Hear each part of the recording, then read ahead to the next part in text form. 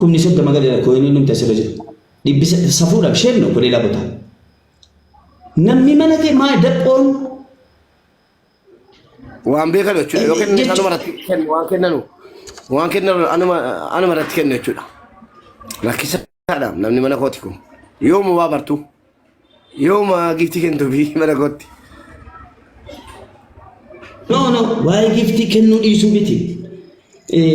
Nama gastii irra jiruuf zeeroo irratti sisina abbaa fedhe tokko wallaahi isa dhugumaan isin jedha kana baradhu tokko ummata cinqinne cinqa kana dhiisi amma soomna ba'u alaa kulli haal mubaarak lafti sooma ramadaan hidhame intini sheexanni hidhameera itoo amma ramadaan taane atu nan maaliif sheexanni abbaa eegee abbaa gaanfaa abbaa ija afurii hundinuu hidhamee jira look kanaafuu saatii kana wanta haasamu hundi dhugaadha.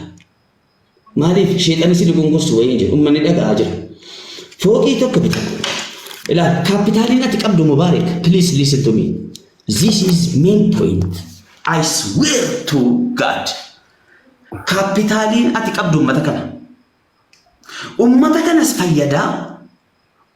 Uummanni kun isin fakkeenyaaf boolee jiraadhaan boolee Mikaayilii qe'een dhumti Oromoon Finfinnee keessaa qabdu maa hin jettee na gaafattee booleedha. Boolee keessa to'anni jira. Boolee keessatti mana mubaarak kennaan mubaarak yookaan yoo barbaade sabbaa miskiinaa yoo barbaade jechuudha yoo itti daballee wama tokko lafa wayii jechuudha anatu sii fixa. Wanti hundayyuu maqaa kootiin sii godha. Sarpiraayizii sii godhan sii jedhe qeerroo walitti qabee sii galee yeroo dhufuudhaa eettu ati. Sana booda maal goonaa maqaa keetiin geeddarannee wanti hundinuu sirreessitanii gaafa dhuftu sarpiraayizii godha. Sarpiraayiz jechuun kana. Fakkeenyaaf amma sarpiraayiziin hin himamu. Kaayirootti hin himamu. Himamee ka'ee sarpiraayiz godhama. Mubee sarpiraayizii gochuuf ani wallaahi akkas minaan jedhamee sitti himamee ka'ee sarpiraayiz godhama. Kanaafuu dursee sitti himaa jira. Sarpiraayizii na goota jechuudha. Barii barbaadadhee ani uummata raasi kadhachuus ta'e ergeeffachuus ta'e sitti ergeennaan yookiin hinaa bittee sarpiraayizii na goota jechuudha. Mubaarak miliyoona 10 jechuudhaan ergitee fooqii tokko sii bitee jennaan waa hunda bituu qofaa miti. Sitti meera yoo barbaadde barbarree ati jaallatu sii jira keessa keenya yoo mana ati barbaadde waan ati barbaadde sii galee itti binnee mana mubaarak kennaan namni dhufi fayyadama. Kaapitaaliin kan kee kaapitaaliin ati qabdu uummata kana siin jedhee. Uummata amma jiru kana. Uummanni kun immoo baay'ee gaafa sitti qayyaramu laa ilaaha illallah Muhammad akka waan sin beekneeti. Takkaa akka nama salaamataa waliin hin jenne. Sii galee.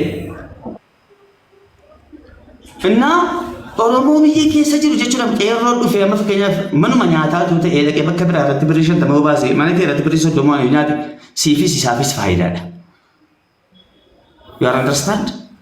Mana kee kiraan bakka kaapitaalaan qabu uummata kana gatitee fi kanas maallaqichi sibiratti walitti qabamu uummanni maallaqa akkaawuntii kee maxxansiiti sibiratti walitti naaf qabamu fooqii naa bittee maqaa keetiin maqaa eenyuutitti welcome meeke of caalata kaa'anii nama eenyuun maqaa kootiin siif hafitamu mubaarak sooman sin jedhatti ani nan deeggara ana akka kiyyatti akka nama tokkootti nan deeggara jecha isaa kana. Eshi kadir.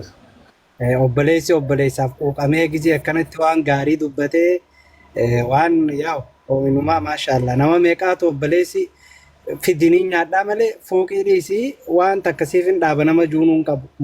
Maammeen ammoo akkatti as ba'ee ofirra kutee si yaaduun maashaallah inumaa hanga umraa hunda sirraa godhe. Kadir kuni baay'ee dhiifama.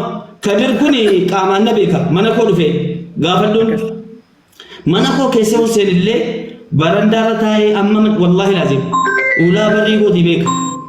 Mana keessa Hussein. Kanaafuu sirri dubbate haa ta'u malee Fuad Ahmadiin Ameerikaa isa jiru gaafadhu Prime Minister. Maammin maal sii godhee akan kanaafuu yaada maammee kanatti akka taatan yaada jijjiirradhaa jechuu barbaada. Dhiifeera jechuudha yaada isaa. Fudhata Allah. Nama dhukkubataa jiru silaa kadir. No, Nama fudhatameera. dhukkubataa jiran. Fudhatameera. Ta'uudhuma qaba. Dhuguma rabbitti jechuun obboleessa akkas nama yaade ifa baasee dubbannaan ta'uudhuma qaba. Inumaa yoollee waliin dhabama ta'ellee wanti waan fudhatamuudhuma qabu jedhan. Maal kana caala maal dubbatama? Ammas beeka dhumuu beeraa jecha isaa reefu keessatti wanni itti qabachuu qabdu namni dhukkubfate tokko garam deema laal. Maal siin jedha amma inni siifillee yaadu baate ijoollee keetiif yaade. Ijoollee keetiif. Lakkii ana na kafaneera obboleessoo na kafanee na ciibsee na kafaneera leedii na galcheera.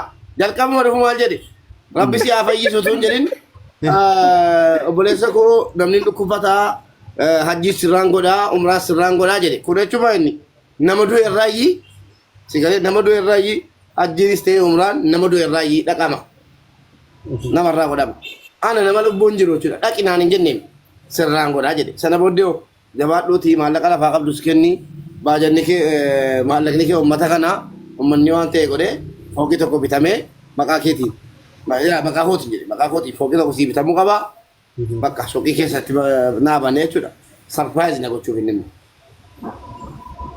obboleessa kanaa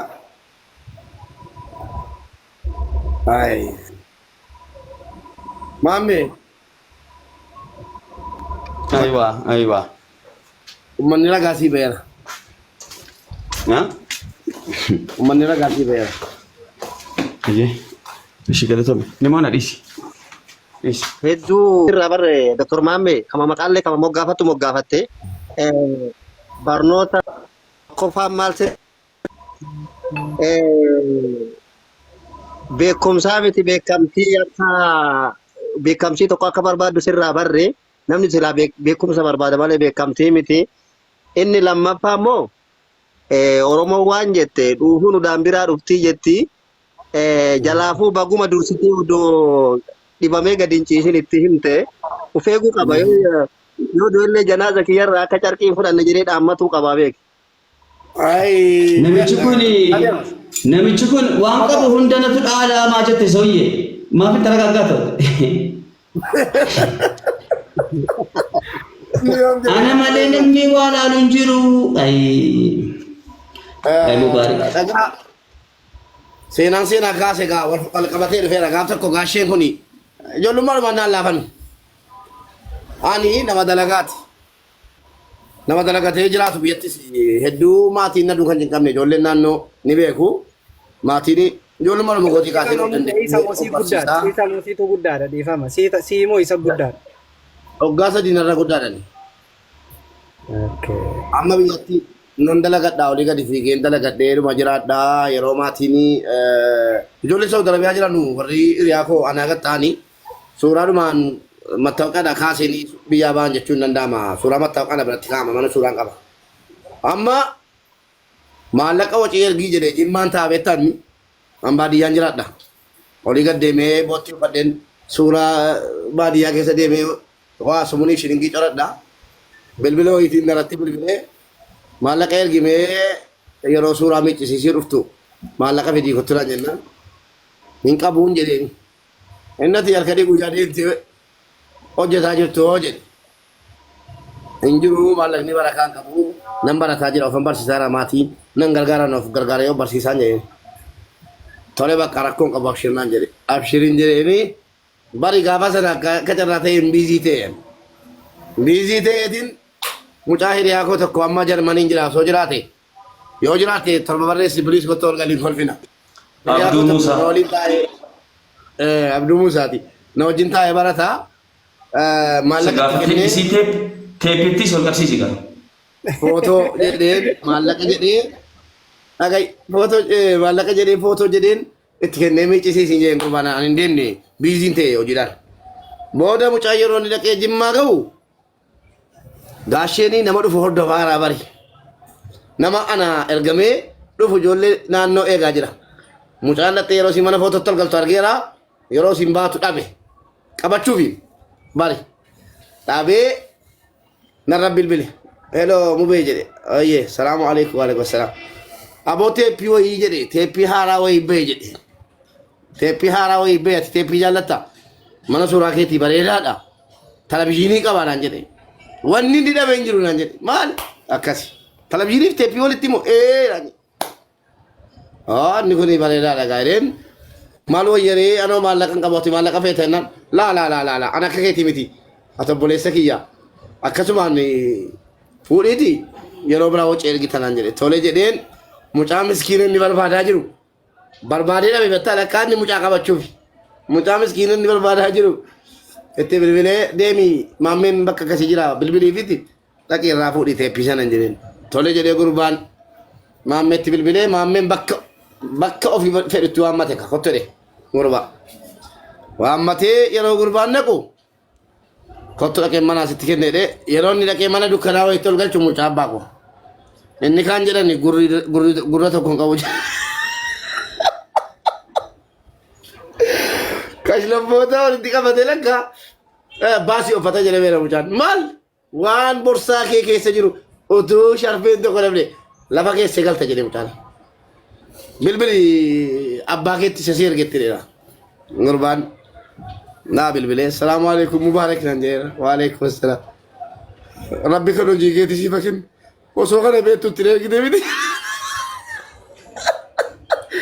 maal taate muca kalaas abbaa faadha kootti afootu naa jechisiisi andu'eera jedhe mucaan cufe silkii lakka isatu jedhi jedha waadha yaa rabbii fedhe maal barbaadden jedheen maallaqa dhaje aboo inni suuraa micciisu dhaqe irraa fudhuuti ani rakkoo qabu suuraa irra deebi'een yookiin warra mana suuraatti bilbileen kadhadhe liqii naaf miccanu maallaqa irraa fudhu mucaa gadhiisennaan maallaqa irraa fudhatee kee teeppii maqaa keetiin bitame narka jira fuudhee deemu maallaqa erginaan jedhe tolee dhee mucaan dhaqee footoo liqii micciisee teeppii fidee dhufe obboleessoo teeppii yeroo dhufee na bira ga'u dhugaadha irra keessaa siidii wayii nyaata laa siidii naannoo kana beektuuti siidii gubbaa kanaan siidii nyaata bukkeedhaan kaasettii nyaata maqaan televizyiinii wayii hin jiru harkoonsaa tokko eegaa harkoonsa teeppichi gar tokkoon gooboo wayiiti intinaa wayiiti xilaa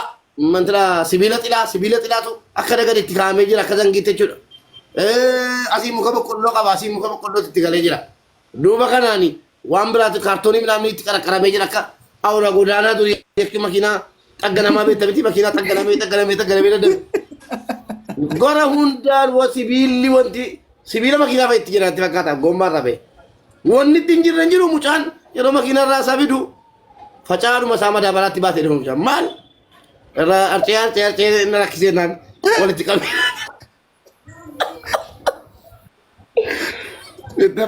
Ero mamme jedha wayye jedhe teeppiin nagaan na bira ga'eera hin jedheen ayyee itti gammadee jedhe badaan itti gammadee hin jedheen amma haala kamiin siifa deebi'u bullaayes ga'e teeppiin kana muka boqqollootti itti jira asiin xilaatti itti jira asiin maaltu itti jira irraa faca'eera hin jedheen obboleessoo gurbattiin sun sinuma naa galteetti gurgurtee kan biraa jijjiirte malee ani isatti hin kennine jedhee akkasitti fannifamee taa'aa ture maqaa isaatiin kanaaf gaasheen baay'ee nama gaariidha duruma naa yaadu jechuu kooti duruma galatoomi maamme waan dabaltan qabdu maa inni ajjeetu warra miti duruma si ajjeete kaleessa makiinaa diimaa wayisitti gadhiisee jedhamti natti roobsee deema dhageen du'aa isii maan naa kennu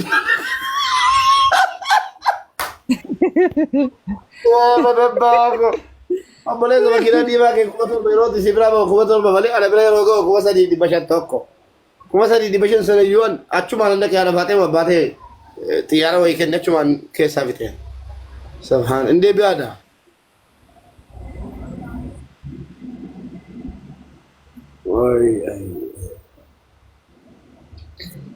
Egaa amma du'aa illee siif hin godhaa siin jee bar. Sibbo ni hajjinarraa dhaquu fi lubbuun jiru hajjinarraa hajja'uu fi waa hedduu naa gochuuf. Bakka leenci yookaan leencuma godhe baay'isa wayii mubaarak dhuguma abbaa miskiinaati wallaahi mee mubee abbaa miskiinaa jedhaa koomentii jalatti marti keessan leencuma ta'eennaan piroosesiidhaafis akkuma ispoonsaraatti lakkoofna du'aa edda argatate du'aan cimaa godhamuuf abbaa miskiinaa jedhamu bee. Laa yoon jedhaa barreessaa. Jecha maammeen arguu barbaade siirees. ana na beektu uummata keenya nama maammeen jechuudha dhaba beellamaa qabatee dhaba beellamaa qabatee namni tokko hin deemnee fi anatu dhaqee kokkee qabee ergaa fuudhee namicha mataa aaduu jedhe kokkee qabee ergaa fuudhe argitee tulee cabee gara mee hadha uummata kanaan kunis eebbisu itti gaddeera Idrisii fuun kennite yalla leenca tokko gadhiisi akkasuma akkasumatti uummata keenya qalbiin uummata kootii haa fayyu uummanni koos itti mufatee jira akkas akkas Alis. yalla Maammeen abbaadha. Abbaan ilma waan fedhe ta'e siif haa kennu. yalla dhugaa leenca keessan Idrisii gadhiise kana anaaf gadhiisi abbaa miskiinaa jedha maaliif ennaan yaa inuma beektanii mubeen abbaa miskiinaati dhuguma mallisi jaallata wallaahi mubee abbaa miskiinaa hay ummata kana tun qabaadde an sila leenca lama buuseera mubana miira keessa galee atan malee cabuu isaan jirtu jechuudha haala kanaan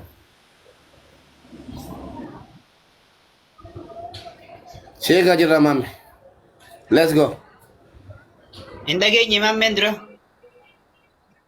inni kun akka waan isnaayipariidhaan jechuudhaan adda koo keessa xiyyitee rukutan itti lakkaa'ama innaa lillaahi wa innaa ilaihi raaji'uun maal jechuudha